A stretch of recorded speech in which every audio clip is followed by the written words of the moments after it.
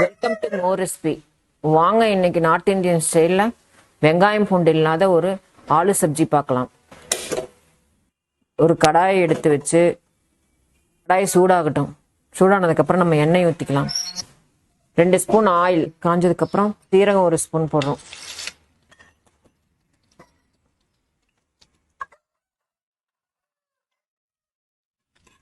சீரகம் பொரிஞ்சதுக்கப்புறம் 3 பச்சை மிளகாய் போடுறோம்.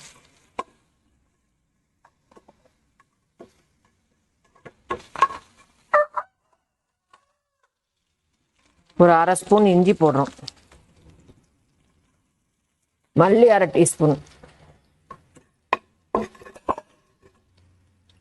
மிளகா 1/2 டீஸ்பூன்,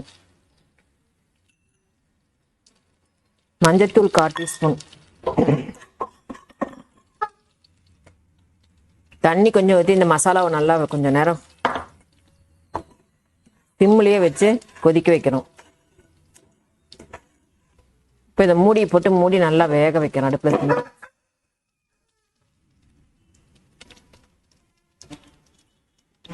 இப்போ மசாலா நல்லா வெந்துருச்சு. வெந்ததில் நறுக்கி வச்ச பொடியை நறுக்கி வச்ச தக்காளி இதில் ஆட் பண்ணுறோம்.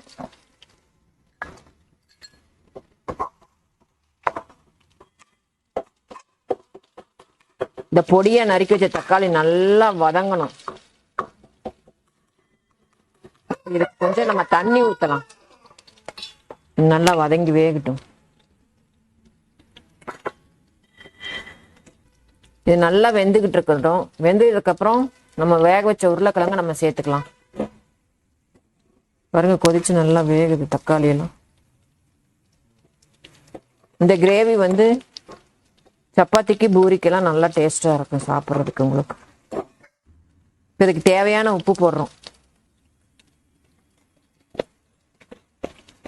இது இன்னும் நல்லா வேகணும். இது இன்னும் நல்லா தக்காளி நல்லா திரிஞ்சு வரணும். அதுக்கு இன்னும் கொஞ்சம் நம்ம தண்ணி ஊத்துறோம்.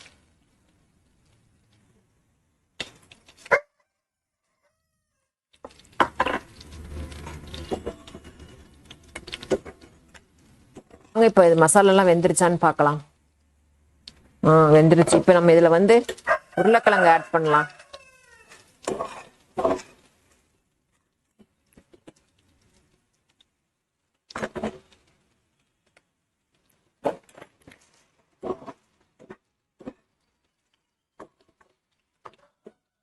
சிம்மில் வச்சு ஒரு 10 நிமிஷம் வேக வைப்போம்.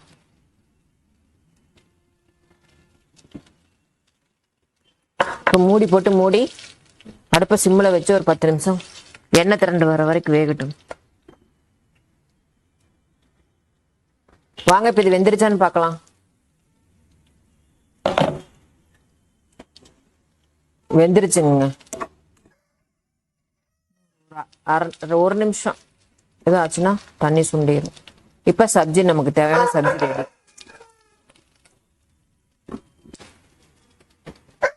பாருங்க, இப்போ நல்லா உருளைக்கிழங்கோட இந்த மசாலா தக்காளி இதெல்லாம் போட்டு இந்த மசாலாலாம் நல்லா போய் நல்லா சேர்ந்து நல்லா கிரேவி ஆயிடுச்சு.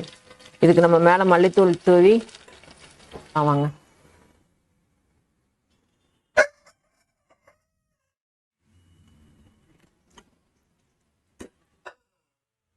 நார்த் இந்தியன் ஸ்டைல ஆலு சப்ஜி ரெடி ஆயிடுச்சுங்க. இந்த சப்ஜி வந்து நீங்க சப்பாத்திக்கு பூரிக்கு தயிர் சாதத்துக்கு இதுக்கெல்லாம் வச்சு சாப்பிட்டீங்கன்னா செம்ம டேஸ்டா இருக்குங்க. நீங்க செஞ்சு பார்த்துட்டு உங்க ஃப்ரெண்ட்ஸுகளுக்கு ஷேர் பண்ணுங்க. சேனலை ஃபாலோ பண்ணுங்க, லைக் பண்ணுங்க, சப்ஸ்கிரைப் பண்ணுங்க.